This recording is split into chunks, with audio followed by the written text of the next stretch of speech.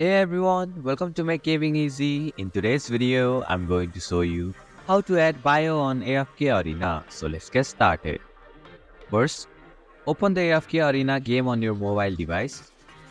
Tap on the profile icon from the top left corner of your screen.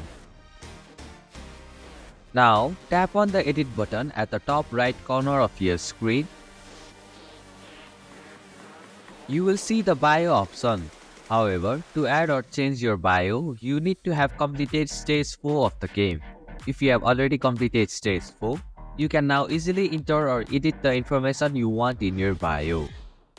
And this is how you can add bio on AFK Arena. Thank you for watching Make Gaming Easy. Hope this video was helpful. If it was, then hit the like button and comment down if you have any questions or feedback.